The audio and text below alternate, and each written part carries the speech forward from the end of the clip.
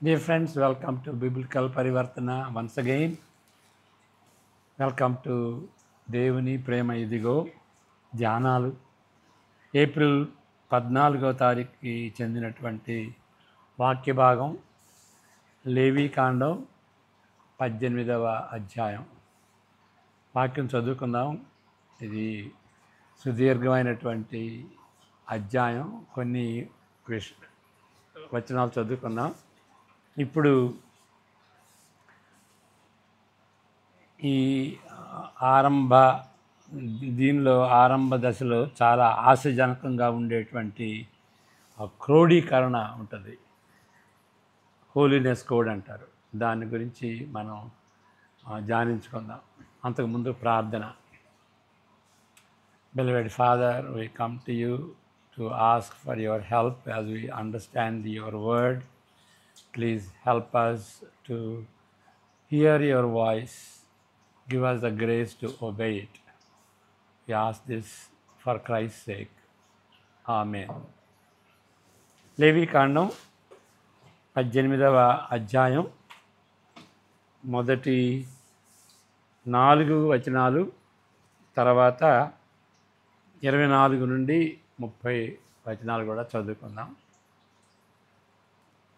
లేవి 18 మొదటి 4 వచనాలు. మరియు యెహోవా మోషేకు ఇలాగ సెలవిచ్చెను, నేను మీ దేవుడినైన యెహోవానని నీవు ఇశ్రాయేలులతో చెప్పుము.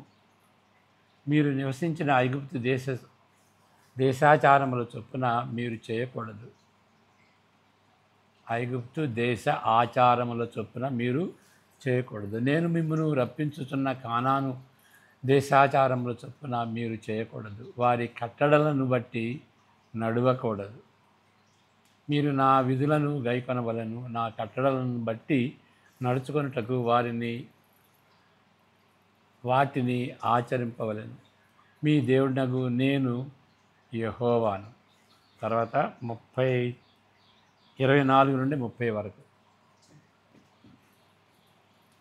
వీటిలో దేని వలనను అపవిత్రత కలుగ చేసుకొనకూడదు. నేను మీ ఎదుట నుండి వెళ్ళగొట్టుచున్న జనములు నా వాటన్నిటి వలన అపవిత్రులైరి. ఆ దేశము అపవిత్రత కలది కనుక నేను దాని మీద దాని దోష శిక్షను మోపుచున్నాను. ఆ దేశమందు కాపురమున్న వారిని వెళ్ళగ్రక్కి వేయుచున్నది. కాబట్టి ఆ దేశము మీకంటే ముందుగానున్న ప్రజలను వెళ్ళగ్రక్కిన వేసిన ప్రకారము మీ అపవిత్రను బట్టి మిమ్మును వెళ్ళగక్కి వేయకుండునట్లు మీరు అనగా స్వదేశీయే గాని మీలో నివసించు పరదేశీయే గాని ఈ హేయక్రియలన్నిటిలో దేనిని చేయక ఈ నా కట్టడలను నా విధులను ఆచరింపవలెను. ఎవరు అట్టి హేయక్రియలలో దేనినైనా చేయుదురో వారు ప్రజలలో నుండి కొట్టివేయబడుదురు. కాబట్టి మీకంటే ముందుగానున్న వారు అనుసరించిన ఆ హేయమైన ఆచారములలో దేనినైనను అనుసరించుట వలన అపవిత్రత కలుగ చేసుకొనుకుంటున్నట్లు నేను మీకు విధించిన విధిని అనుసరించి నడుచుకొనవలెను. నేను మీ దేవుడనైన యెహోవాను. ఇక్కడ నేను ఒకసారి కాదు 2-3 సార్లు ఎప్పుడు బైబిలు నేను ట్రావెల్ చేస్తుంటే బైబిల్ చదువుకున్నప్పటికీ కొంతమంది చాలా ఆసక్తికరంగా ఏంటండి దానిలో ఏమున్నది అని అడుగుతారు ట్రావెల్ చేసేటప్పుడు.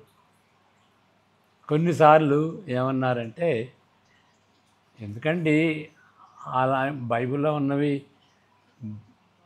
ఆ ఆజ్ఞలు, ఆ నైతిక నీతి న్యాయ ఆజ్ఞలు అది చదువుకోని అవసరం లేదండి. చదువుకోకుండా అది కామన్ సెన్స్ అండి. చదువుకోకపోయినా కానీ ఉంటుంది అంటారు. కొన్నిసార్లు ఏమంటారే మా గ్రంథాల్లో కూడా ఉంది అని అంటారు. కాబట్టి అది కామన్ సెన్స్ అన్నమాట. దాని గురించినటువంటి ఆ హోలీనెస్ కోడ్ గురించి మనం చెప్పుకుందాం. వాళ్ళైతే అంటారు కానీ ఇక్కడ ఉన్నది కామన్ సెన్స్ బట్టి అది తప్పు, అది ఒప్పు అని తెలియటమే కాదు, ఇక్కడ పాత నిబంధనలో ఉన్నటువంటి రీతిగా అది తప్పనిసరిగా చేయాలి. అది కోడ్, హోలీనెస్ కోడ్ అంటారు. నిబంధనలో దేవుడు ఇశ్రాయేలుకి ఇచ్చినటువంటి నిబంధనలో అది తప్పనిసరిగా చేయాలి అనేటువంటి క్రోడీకరణ, దానికి సంబంధించినటువంటి మాటలు మనం చెప్పుకుందాం. ఏంటి పరిశుద్ధతకు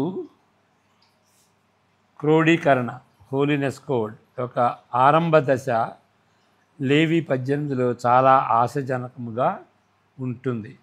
దీనిలోనున్న కనీసం 4 అంశాలను తప్పనిసరిగా మనం గుర్తించాలి. నంబర్ 1, వీటిలో కొన్ని నిషేధాలు మొదటిసారిగా బైబిల్ గ్రంథంలో చెప్పబడినప్పటికీ వీటిని గూర్చి ఇంతకు ముందు ఎవరూ ఆలోచించలేదని కానీ, లేక వీటిని గూర్చి ఎవరూ ఖండించలేదని కానీ అర్థం చేసుకునే అవసరము లేదు. ఫర్ ఎగ్జాంపుల్, నరహత్య చేయరాదని ఈ విధముగా చెప్పబడినప్పటికీ అంతకు ముందే కయ్యూను హత్య చేశాడు. దానికి ఖండించబడ్డాడు, శిక్షించబడ్డాడు కూడా. ఈ విధముగా మోషే ధర్మశాస్త్రంలోని అనేక చర్యలకు అనేక చట్టములకు పర్యవసానము జరిగినది. దేవుడిచ్చిన ధర్మశాస్త్రము చాలా వరకు మానవ మనస్సాక్షిపై లిఖించబడినది. ఇందువలన లేఖనాలు వారికి లేనప్పటికీ మానవ సామాజిక సంస్థలు నీతి నియమాల కట్టడలను నిర్మించుకున్నారు. లేఖనాల విలువకు ఇవి భిన్నముగా ఉన్నప్పటికీ లేఖనాల్లో వాటికి ఇచ్చేటువంటి విలువ తప్పనిసరిగా చేయాలి, లేకపోతే శిక్ష. అంత విలువైనటువంటిది అన్నమాట. అంత విలువ లేనప్పటికీ, వాటికి డిఫరెంట్గా ఉన్నప్పటికీ స్పష్టంగాను ప్రాముఖ్యమైన తీరులో లేఖనాలతో పోల్చదగినవిగా అవి కూడా ఉంటున్నవి. వాళ్ళకి లేఖనాలు లేకపోయినా కానీ మనస్సాక్షి ఏం చెబుతుందో దాన్ని ఒక డిఫరెంట్ సంస్థలు నియమాలుగా పెట్టుకున్నారు, చట్టాలుగా కట్టడలుగా నిర్మించుకున్నారు. ఇదే రీతిగా ఇచ్చట నిషేధించిన లైంగిక సంబంధాలు, సెక్షువల్ అలైన్మెంట్స్ నూతనమైనవే ఏవి కావు. ఇలాంటివి బైబిల్లోనే కాదు, అంతకు ముందు కూడాను వాళ్ళ మనస్సాక్షిని బట్టి కొన్ని కట్టడలు నియమించుకున్నటువంటి సాంప్రదాయాలు కూడా మనం చూస్తుంటున్నాం. అంతకు ముందే వాటిని ఛేదరించుకున్న అంతలో అనుమానము లేదు. ఎలాంటివా? పాడు జీవితం అని ఛేదరించుకున్నటువంటి పరిస్థితి కూడా ఉన్నది. వాళ్ళకైతే బైబిలు లేదు. ఇక్కడ అయితే ఏంటి బైబిల్లో ప్రత్యేకత ఏంటి అని అంటే, ఇక్కడ వాటిని క్రోడీకరిస్తున్నట్లు ఎంచవలను. అది క్రోడీకరణ, కోడ్. అది తప్పనిసరిగా చేయాలి, లేకపోతే వాటికి శిక్ష ఉంటుంది. అది నిబంధనలో ఒక భాగం, హోలీనెస్ కోడ్ అంటారు. రెండవ విషయం మనం గమనించాల్సింది ఏంటి అంటే, ఇప్పటి వలనే ఈ అధ్యాయంలోని ఆదేశాలు దేవుని వ్యక్తిత్వానికి, ఆయన స్వభావానికి, ఐగుప్తు విడుదలకు, నిబంధనల్లోని నిషేధాలకు ముడిపడి ఉన్నవి. ఇక్కడ నిబంధన చేసుకున్నాడు. ఆ నిబంధన చేసుకుని దేవుడు ఈ నియమాలు ఇచ్చాడు. ఎందుకు ఇచ్చాడు అంటే, నేను మిమ్మల్ని ఇశ్రాయేలుల్ని ఐగుప్తు నుండి రప్పించాను, మిమ్మల్ని నేను విమోచించాను, వాళ్ళని రక్షించాను, కాబట్టి మీరు నా ప్రజలు, కాబట్టి నేను చెప్పినట్టుగా చేయాలి అనేటువంటి రీతిగా మనం చూస్తుంటున్నాం. అంతకుముందు మనం చెప్పుకున్నటువంటి రీతిగా నేను యెహోవాను, నేను దేవుడైన యెహోవాను, నేను దేవుడిని కాబట్టి నేను చెప్పినట్టుగా మీరు చేయాలి. అది వ్యక్తిత్వానికి ముడిపడి ఉంది. ఈ ఈ ఆదేశాలన్నీ కూడాను దేవునికి ముడిపడి ఉన్నాయి, దేవుని వ్యక్తిత్వానికి ముడిపడి ఉన్నాయి, దేవుని స్వభావానికి ముడిపడి ఉన్నాయి. దేవుడు పరిశుద్ధుడు కాబట్టి పరిశుద్ధంగా ఉండాలి. అంతేకాదు ఇందా చెప్పినటువంటి రీతిగా ఐగుప్తు విడుదలకు కూడా ముడిపడి ఉన్నటువంటి పరిస్థితి, అది మనం గ్రహించాలి. మరి 18:2-4 చదువుకున్నాం. ఇప్పుడు 21, 23 కూడా చదువుకున్నాం. 18, 21, 30, 29 కూడా చదువుకుందాం. నీవు ఏమాత్రమును నీ సంతానమును మెలకు నిమిత్తము అగ్నిగుండమును దాటనీయకూడదు, నీ దేవుని నామమును అపవిత్రపరచకూడదు, నేను యెహోవాను. అంటే యెహోవా స్వభావానికి ముడిపడి ఉంది, నేను నా నామమును అపవిత్రపరచకూడదని ఉంది. 30వ వచనం, 18:30. కాబట్టి మీకంటే ముందుగానున్నవారు అనుసరించిన ఆ హేయమైన ఆచారములలో దేనినైనా అనుసరించుట వలన అపవిత్రత కలుగ చేసుకొనకుండానట్లు నేను మీకు విధించిన విధిని అనుసరించి నడుచుకొనవలెను. నేను మీ దేవుడైన యెహోవాను. అంతకుముందు చెప్పినటువంటి రీతిగా దేవుని యొక్క వ్యక్తిత్వానికి ముడిపడి ఉన్నది. మరలా 3వ వచనం కూడా ఇందాక చదువుకున్నాం, మరలా చదువుదాం. 3వ వచనం, మీరు నివసించిన ఐగుప్తు దేశాచారముల చొప్పున మీరు చేయకూడదు, నేను మిమ్మును రక్షించుతున్న కనాను దేశాచారముల చొప్పున మీరు చేయకూడదు. ఓకే, కనాను దేశాచారముల చొప్పున మీరు చేయకూడదు, నేను మిమ్మును రప్పించుతున్న కనాను దేశాచారముల చొప్పున.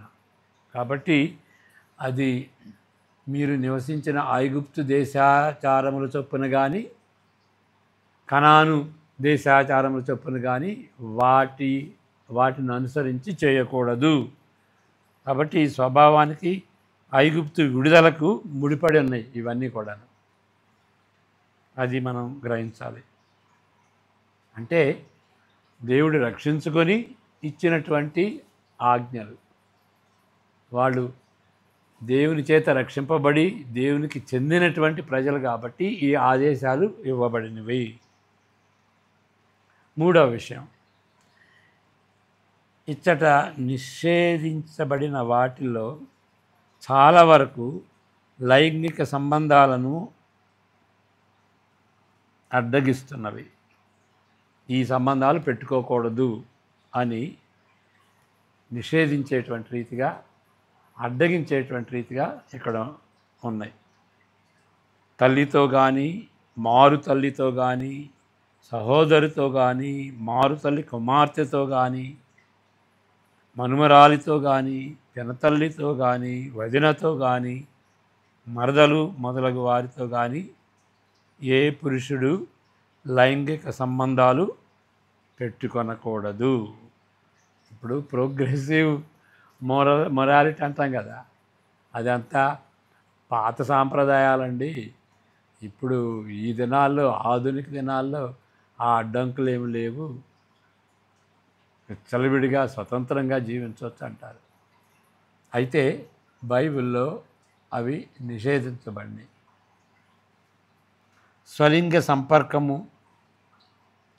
అది హేయము, 22వ వచనం ఉంటుంది, అది హేయం. చదువుదామా?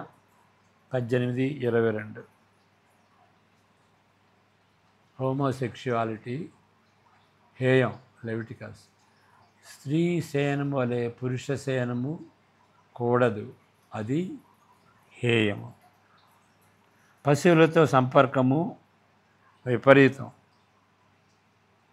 ఒక వక్రబుద్ధి. 23వ వచనం. జంతువులతో కూడా ఈ లైంగిక సంబంధాలు పెట్టుకునేటువంటి పరిస్థితులు కూడా ఉన్నాయన్నమాట.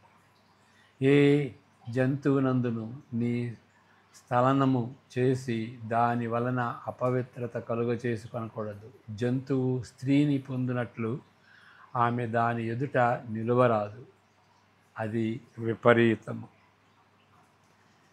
కొందరిని దహించి వేయవలనని ఒత్తిడి చేసే మెలకు దేవుడు వారి పిల్లలను బలిగా అర్పించే నిబంధన కూడా ఈ జాబితాతో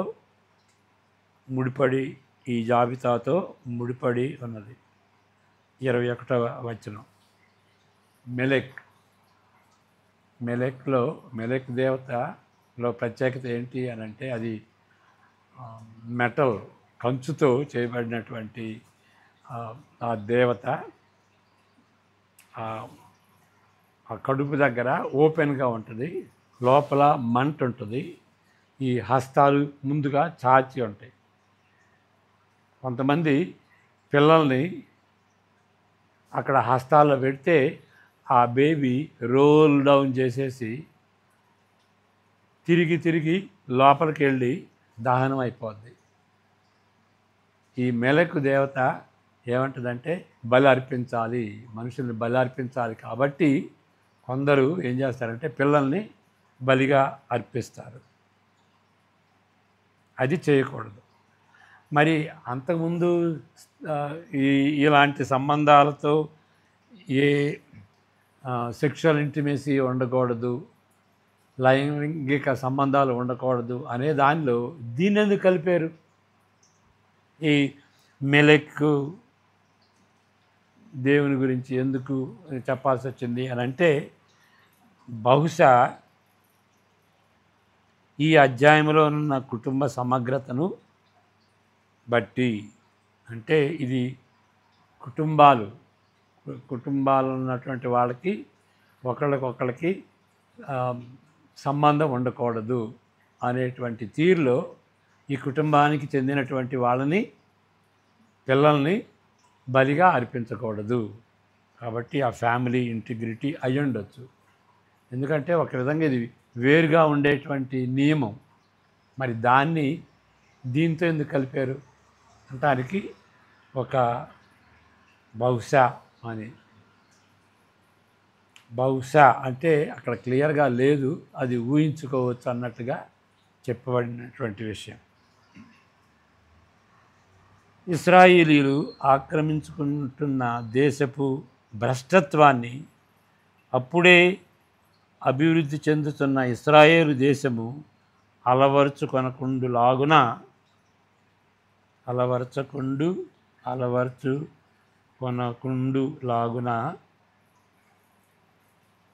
ఇక్కడ చెప్పబడింది.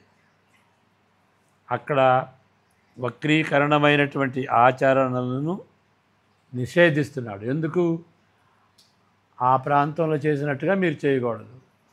మీరు వదిలి వెళ్ళినటువంటి ఐగుప్తులో ఆచరణ వాళ్ళు చేసి ఉండొచ్చు, మరి మీరు ప్రవేశించబోయేటువంటి ఆ దేశంలో కూడా అలాంటి ఆచారాలు ఉండొచ్చు. కానీ మీరు ప్రత్యేకమైనటువంటి జనం, మీలో అది ఉండకూడదు.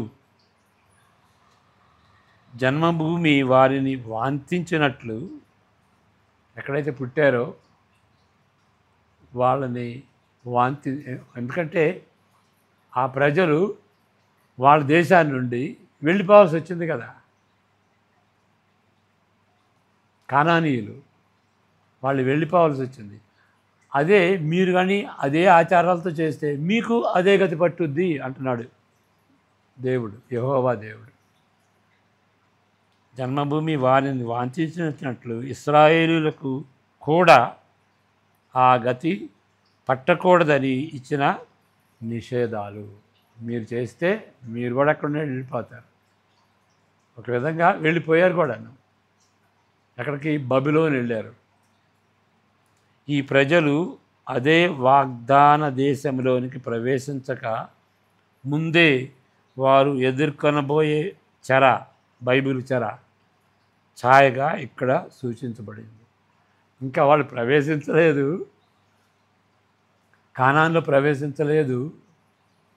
ప్రవేశించిన తర్వాత వందలాది సంవత్సరాలు జీవించిన తర్వాత ఇలాంటి ఆచారాల్లో మీరు మెరుక్కుంటారు, మీరు జీవిస్తారు, కాబట్టి మీరు అక్కడి నుండి పోతారు అని చాలా ముందు కాలంలోనే దేవుడు ప్రవచించి చెప్పి వాళ్ళకి వార్నింగ్ ఇచ్చాడు, హెచ్చరిక ఇచ్చాడు. కాబట్టి దేవునితో చెలగాటం ఆడకూడదు. ఎన్నో వార్నింగ్స్ ముందే ఇచ్చాడు. కానీ వాళ్ళ సమృద్ధిని బట్టి వాళ్ళు పాపంలో దిగారు. అక్కరతలో ఉన్నప్పుడు దేవుడా దేవుడా అన్నారు. అన్ని సమృద్ధిగా ఉండేటప్పటికీ దేవుణ్ణి లెక్క చేయలేదు, ఆయన కీర్తిని లెక్క చేయలేదు, ఆయన వ్యక్తిత్వాన్ని లెక్క చేయలేదు, ఆయన మాటలను లెక్క చేయలేదు. 4వ విషయం, ఆశ్చర్యకరంగా లేవి 18:5 వాక్య భాగం రోమా 10:5లో, గలతీ 3:10లో సూచించబడింది. ఈ 3 వాక్యాలు చదువుకుందాం. 18:5 మరలా చదువుదాం. లేవి 18:5, మీరు నా కట్టడలను నా విధులను ఆచరింపవలెను, వాటిని గైకొను వాడు వాటి వలన బ్రతుకును, నేను యెహోవాను. అది చేస్తే మీరు బ్రతుకుతారు అని చెప్పాడు.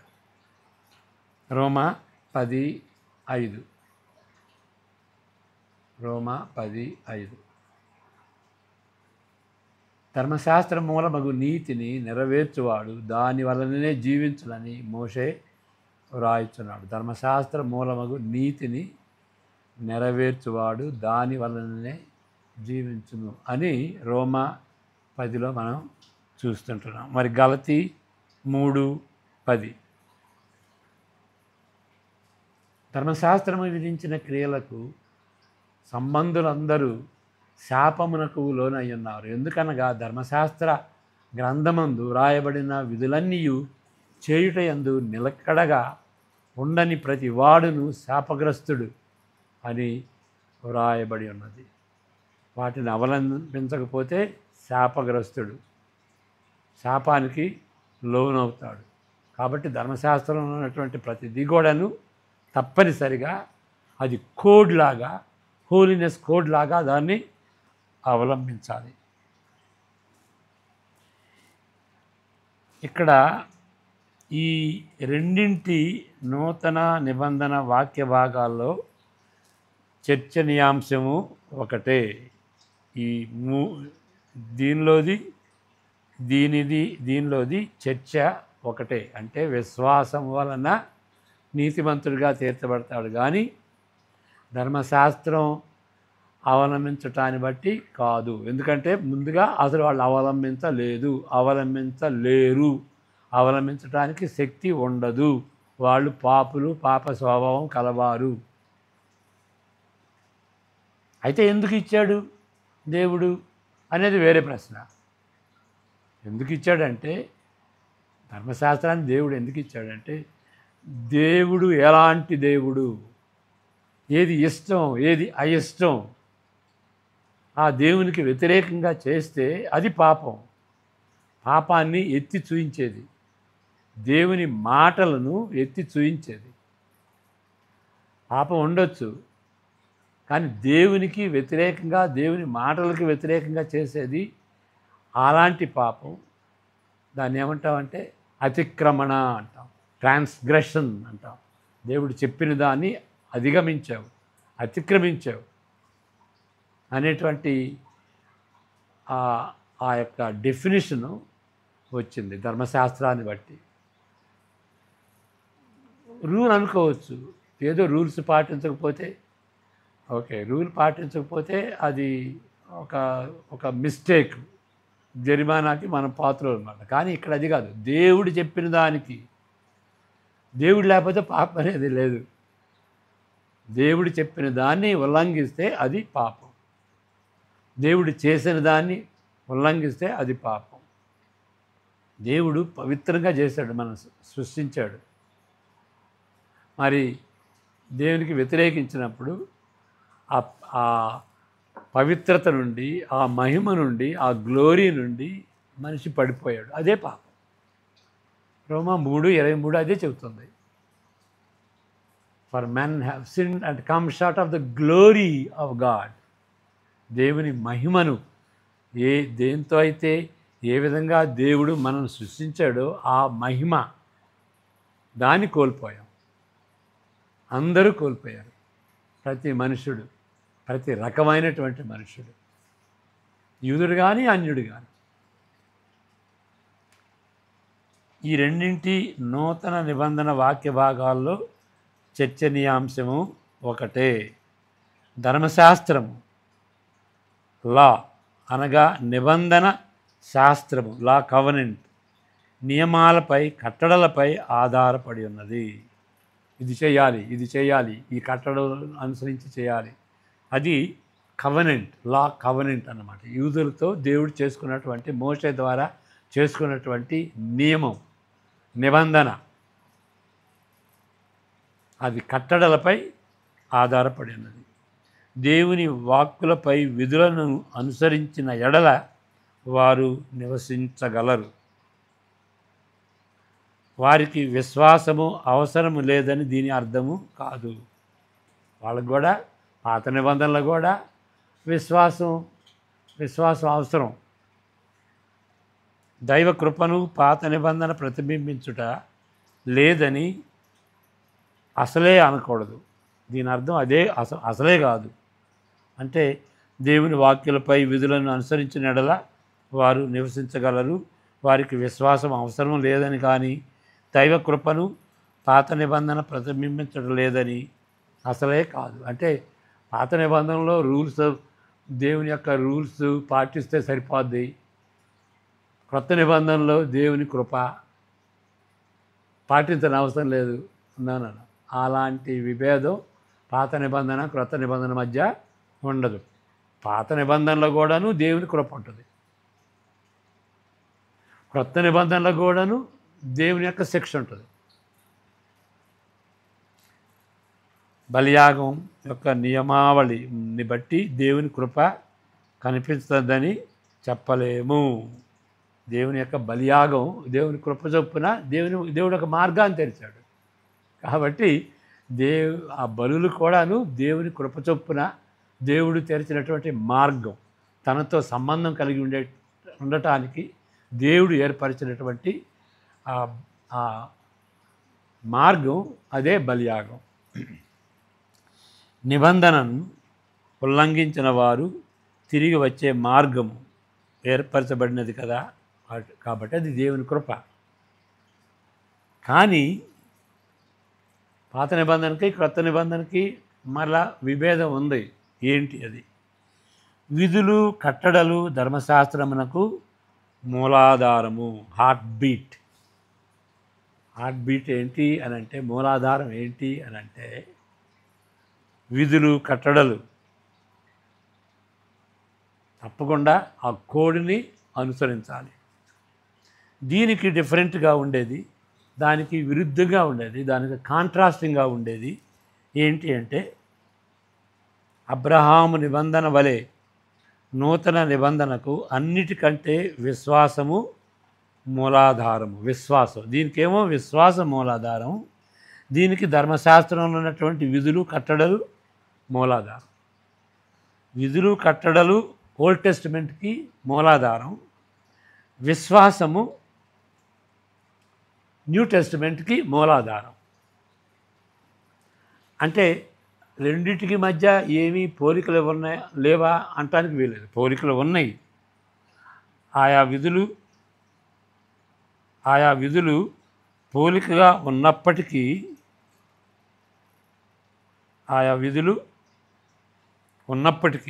అంటే దానికి దీనికి పోలికలు ఉన్నప్పటికీ, ఈ రెండు నిబంధనలలో ఎన్నో పోలికలు ఉన్నప్పటికీ వాటిలోని వ్యత్యాసాన్ని, వాటి మూలాధారములోని హార్ట్ బీట్ వ్యత్యాసాన్ని గుర్తించటంలో ఏ గందరగోళము ఉండకూడదు. ఓల్డ్ టెస్టిమెంట్కి న్యూ టెస్టిమెంట్కి ఎక్కడ ఏంటి అనేది కన్ఫ్యూజన్ మనకు ఉండకూడదు. ఓల్డ్ టెస్టిమెంట్లో దానికి హార్ట్ బీట్ ఏంటి అంటే విధులు కట్టడలు అనుసరించాలి. కొత్త నిబంధన వచ్చేటప్పటికి విశ్వాసం అంటే యేసు ప్రభువుని విశ్వసించాలి, సువార్తను విశ్వసించాలి. యేసు ప్రభు సువార్తలో కేంద్రం ఏంటి? యేసు ప్రభు మరణ పునరుద్ధానాలు, మరలా పరిశుద్ధాత్మ దేవుడు. అది కేంద్రం. అది కేంద్రంగా ఉన్నటువంటి సువార్తను విశ్వసించాలి. అంటే యేసు ప్రభువుని విశ్వసించాలి. విశ్వం అంటే ఏదో గుడ్డిగా దేన్ని బట్టి నమ్మటం అది కాదు. విశ్వాసం అంటే యేసు ప్రభుని నమ్మటమే, అది మూలాధారం. కాబట్టి ఈ విధులు కట్టడలు ధర్మశాస్త్రాన్ని చెయ్యాలి. చేస్తారు ఎవరన్నా? చేయలేరు. పరిశుద్ధాత్మ శక్తి లేకుండా దేవుని యొక్క ఆజ్ఞలను, ఆ విధులను కట్టడలను అనుసరించలేరు. కాబట్టి